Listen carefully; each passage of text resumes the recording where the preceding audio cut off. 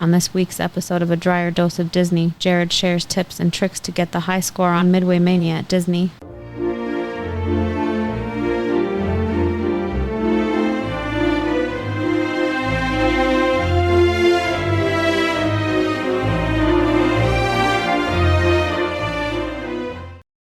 Welcome to this week's episode of A Drier Dose of Disney. I'm your host, Jared Drier, and today I'm going to be taking you through how to maximize your score on Midway Mania, whether you're in Anaheim over at California Adventure or you're in Orlando at Hollywood Studios. The ride is identical. It's exactly the same. And I'm going to teach you today on how to get that high score over at Midway Mania. Now, if you listen to our last couple episodes, we talked about Miniland over at Universal Orlando and VillainCon, the new shooter ride there, which is a lot of fun. And I did pretty well there. I had a pretty high score and I gave you some tips and tricks on how to do that. And we thought, hey, let's do some of the other rides and teach you how to get high scores there as well. And so last week, then we did Buzz Lightyear, Astro Blasters, or Space Ranger Spin, and depending on which park you go to. And I gave you tips for both Anaheim and Orlando. And I said, I didn't know if I was going to do Midway Mania. Scratch that. I decided, hey, let's go ahead and do Midway Mania as well. I am not as good at Midway Mania, so I'm going to warn you about that right now. But I'm going to get you to some really high scores. Probably the highest in your car very easily, if not the highest within the last hour or within the last month. That'll depend on your competition that's out there. So I can get you at least to a deer level, maybe a bear level if you listen to me. And if you're not familiar with deer level or bear level, it's basically the end of the ride is like the old mallet game where you'd hit it and the thing would go up and hit a bell, but it goes up and it tells you how well you did throughout the game and you win a prize. And this one, when you get towards the top, the very top is bear, then deer, and then cat. And those are the three that I'm always playing in. And it depends on who I'm riding with and what happens. We'll talk about that here in a little bit. But I'm pretty confident I can get everyone at least to a deer if you guys listen to this episode. Now, in addition to that, next week, we're going to be doing Men in Black over at Universal Orlando.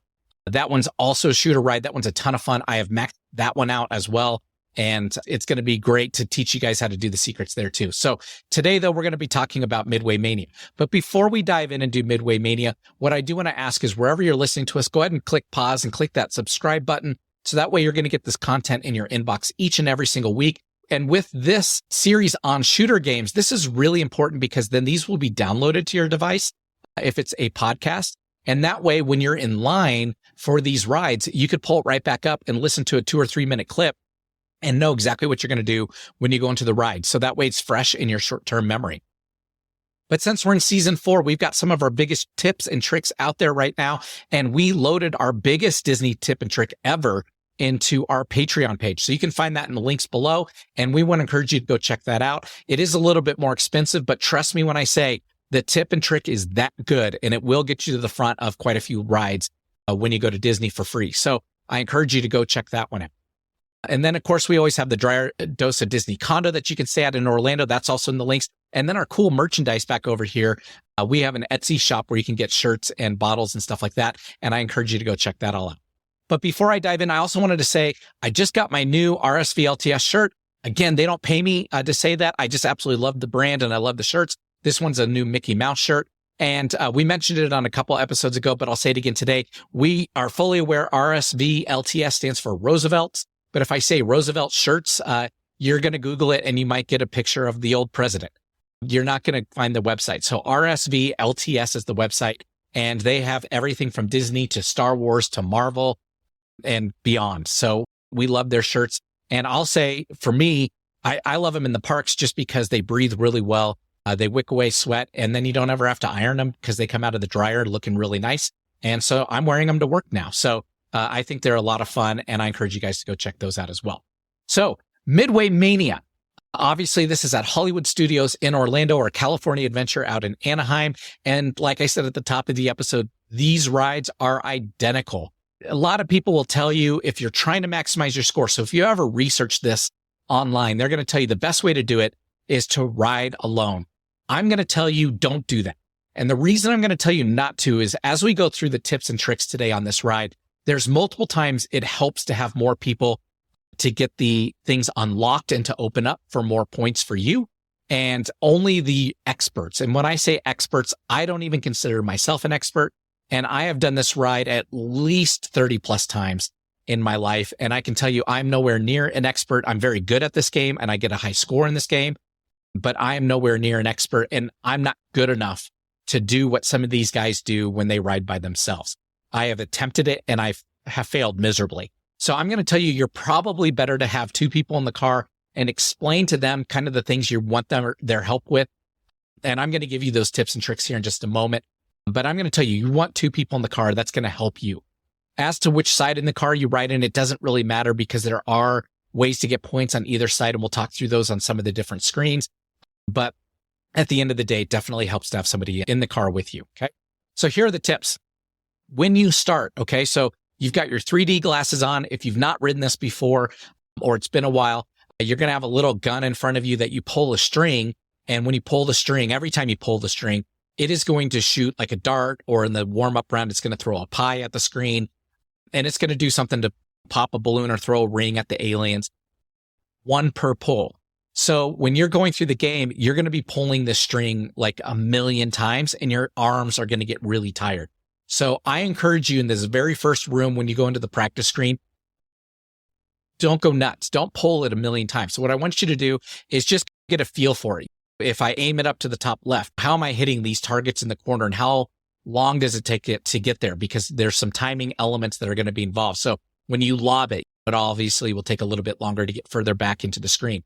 So you want to be thinking about those, but don't go nuts. Don't shoot 30 pies off. Just do 2 or 3 and just get an idea and then just sit back and relax. Because like I said, your arm's going to get really tired. And I've had multiple times that I went nuts and then I'm in the mine room at the very end and I'm trying to max out that very last target and my arm is just aching and I can't do it. So I'll encourage you, don't go nuts in the practice room. But after the practice room, it's game on. And so the very first room you're going to go to is called Ham and Eggs, but basically it's the farm room. And you're going to have a barn. You're going to have a whole bunch of different things going on out there. And I want to focus your attention to one of 2 different areas. Okay. The best area, the one where you're going to get the most points, is the hen house. And it's in the bottom corner of the screen. And what you're going to do is you're going to shoot the fox. And as soon as you shoot the fox, then you're going to have a series of hens that walk out of the hen house. And those are worth more points. So you're going to want to shoot those. And as soon as you do, the fox pops back up and you can repeat the process. So focus there. That's where the most points are going to be. Now, right above that, so if you're quick and you're shooting fast, you should be able to shoot the fox. And then there's 2 pigs on the fence. And if you shoot them, you get a cat right behind it. And the cat is worth a ton of points. So if you go through this rotation where you go fox, pig, cat, and then hit the hens as they're coming out, you're going to get a ton of points. Okay. That is the most points you can get in this round, is just to focus on that corner and hit it as many times as you possibly can. Now, if you're on the other side of the car and maybe your car partner is focusing there, you can focus on the barn. This is the only room when I tell you that there's really 2 good ways to get a lot of points, and it's the barn or the hen house. When you get the barn opened up, you're going to start seeing mice run around everywhere, and those are worth a lot of points. Now, the mice are more difficult to hit, which is why I recommend the other side. But once you get the mice on the screen, they start popping up everywhere, and they're all worth a lot of points. So it helps when you have 2 people. If one person focuses on the barn, one person does the hen house, and they just keep rotating through that as quick as they can, because then the mice start popping up and you want to shoot those ones as well if you're doing the hen house. So that's how you get through the first room. That's where the most points are. Don't worry about the ducks or the other things going on throughout the screen. You just want to focus on the hen house or focus up on the barn and getting those mice and those chickens to get you the most points as possible. From there, you're going to go next into the second room. And the second room is where you're going to see a really large volcano in the back. And that's where I want you to focus your attention.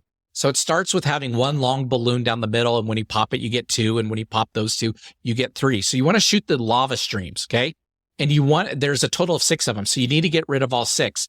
And as soon as you get rid of all 6 lava streams, the volcano will start to shake and erupt. And it's going to start spitting out 500-point balloons at the top of the volcano. So you just want to aim at the top of the volcano and pull your trigger as fast as you can and just let it shoot through all the balloons as fast as it can.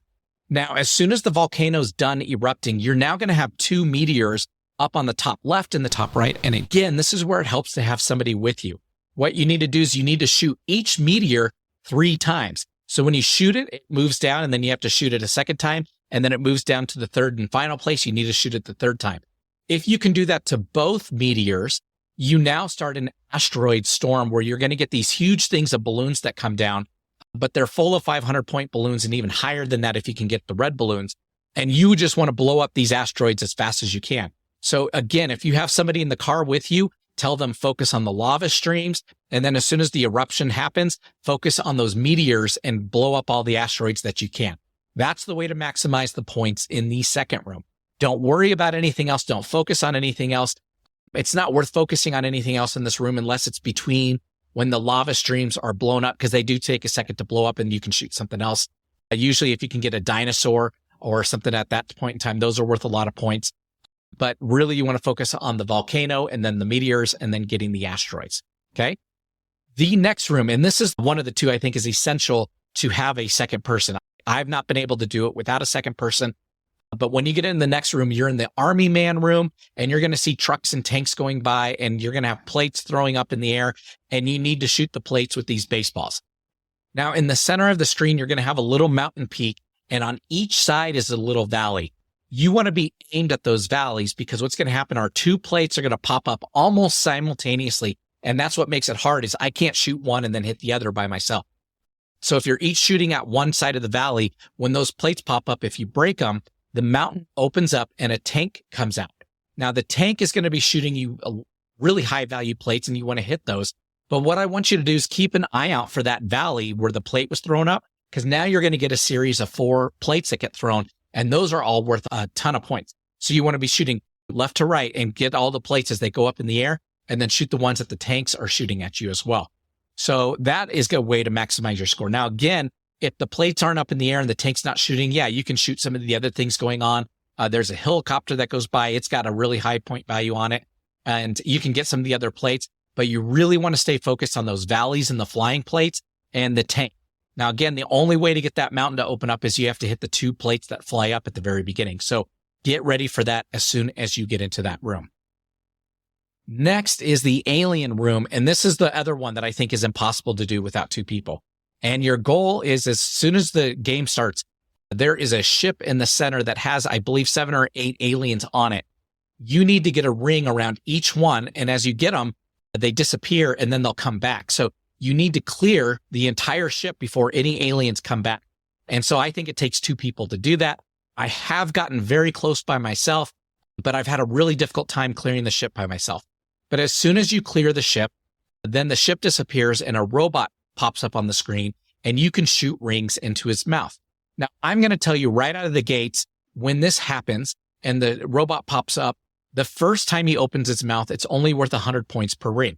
It's not worth shooting your rings at that point. Look for the aliens and the rockets on the corners of the screen and get those 1,000 and 5,000 point items at that point in time with your rings. And then after the robot opens and closes its mouth the first time, then start timing it and start shooting all those rings into his mouth as the point values go up. And you want to get a ton of rings in there. So you need to be pulling that string very quickly to get just a solid stream of rings going into its mouth. So you definitely want to focus on the robot, and then it goes up to 2,000 points.